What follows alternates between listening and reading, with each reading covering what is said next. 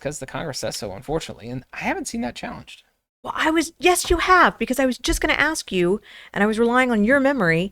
Yes, you have, because you remember. Nope, obviously not. I think GOA came to us. Oh, they did.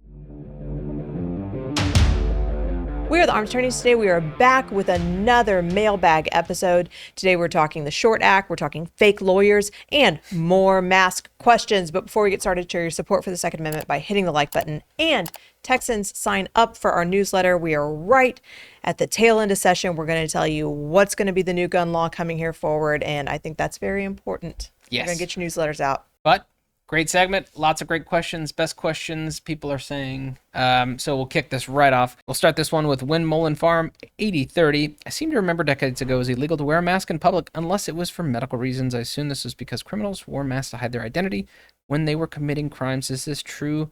Is it illegal in most venues? Oh, does that take you back to 2020? We were answering hundreds of these questions a day. Yes, that's in fact what inspired this channel. We got to come back to our roots.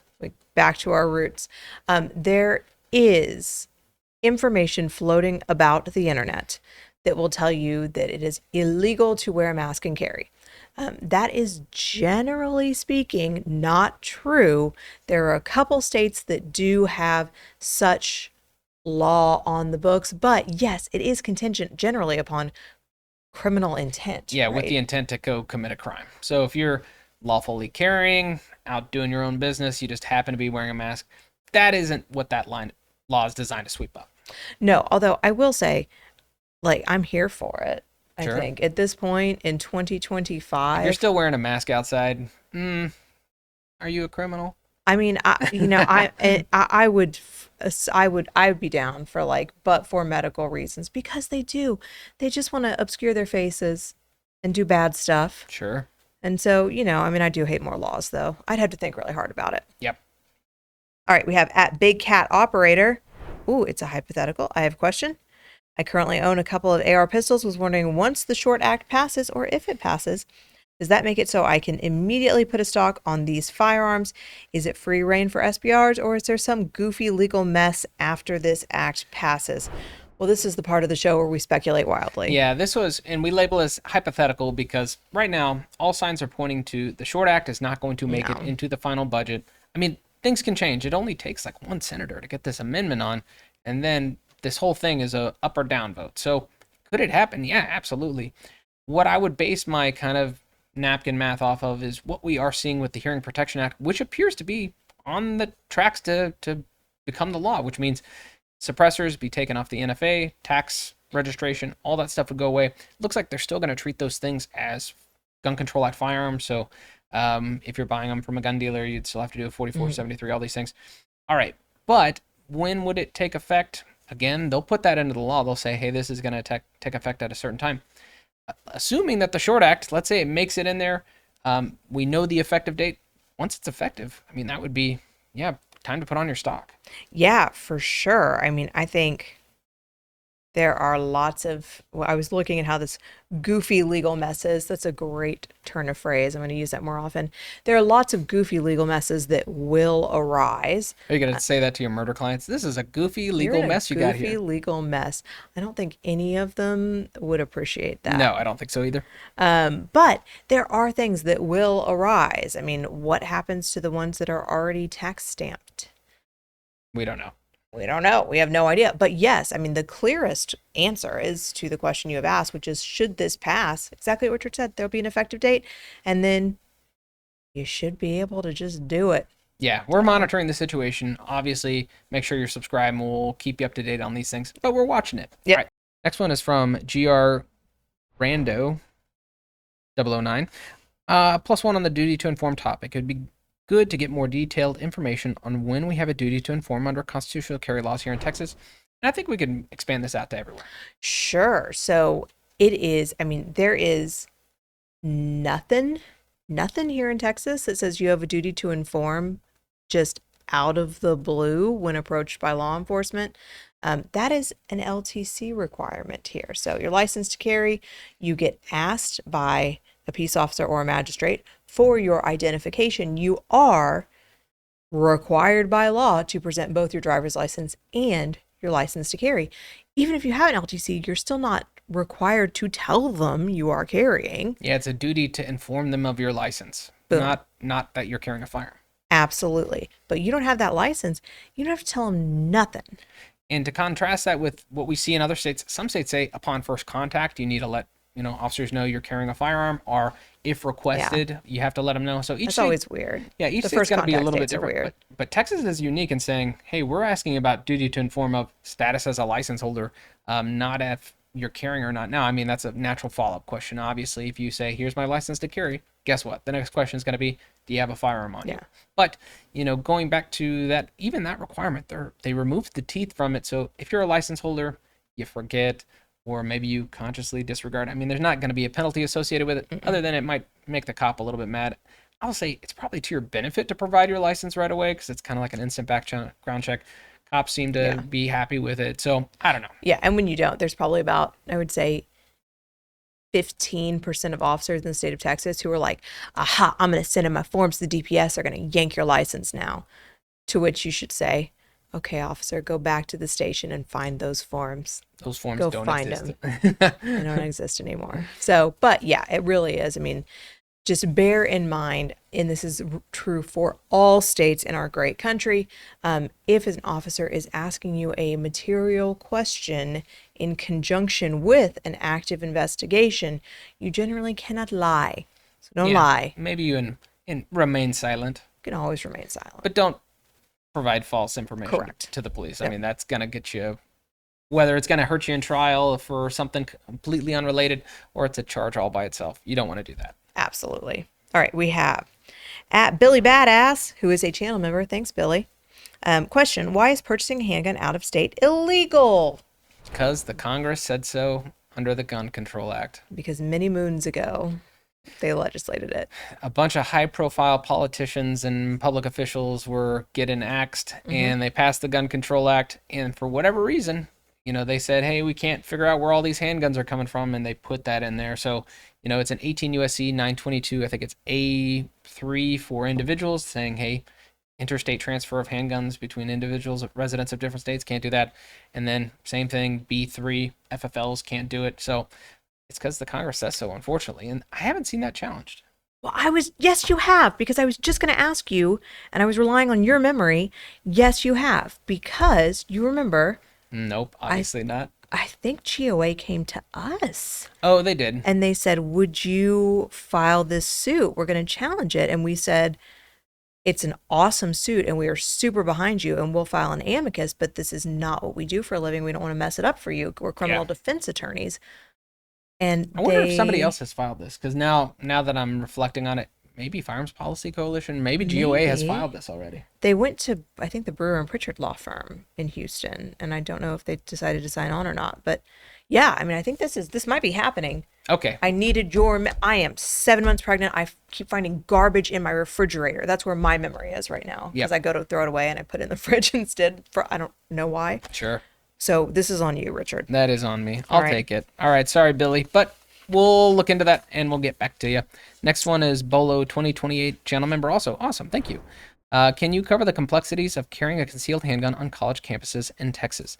I'm going to keep it at that. He has a very long comment, but it is extremely complicated. That it is. It is a hodgepodge of laws, session by session, that have been cobbled together. And really, the biggest muck up was in 2015 when we passed campus carry to begin with, because everyone lost their minds. I mean, that is, I will say, having been a gun lawyer since, when did I leave the DA's office? 2014? Sounds right. So 2014 until now, focusing primarily on firearms, that is the biggest blood in the streets legislative moment that I remember. That is the scaredest they were of blood in the streets was for campus carry. And so God, the compromises were wild. So I guess let's start with some of those compromises. Number one, public university, private university. There is a difference between the two when it comes to campus carry. Private universities do not have to let you campus carry. Public do. And then we get to start talking about all the restrictions the public ones get to place upon you. Richard, I'll let you pick that up there. Yeah. Okay. And then apart from, all right, so we have our public university, private university. All right. The things that I would think about are the way our law is written. It says, hey, license holders, you can concealed carry on the campus of a college except for these three things that we're going to talk about. First, they have sensitive places. These are places they say, all right, the campus they can't do an outright prohibition or ban on carrying inside of buildings at the campus, but they can designate a few areas that are off limits. And the way the university does that is just by posting 30-6 signs saying, hey, license holder, you can't conceal carry here. They don't have to post the 30-7 sign because open carry is already prohibited. The next is we talk about other buildings, that aren't off limits. And so we're talking about premises again. So buildings where it's not designated as a sensitive place, where no notice is provided, you could conceal carry in those locations. Yes. Then finally, we have our ground, street, sidewalks, areas around the campus itself. And we say, hey, that's okay to conceal carry as well for license holders. Now, interesting tidbit, if you don't have a license to carry, the way that I interpret all of this, though, is this open carry ban does not apply to you. I interpret it that way as well. It is one of the weird oddities of Texas constitutional carry. Couldn't carry into the buildings, though. Right. No. Just talking about the grounds. Yeah, can't go into the buildings. But it is one of these strange oddities of constitutional carry versus campus carry and the way that the bills all got passed and all the compromises made.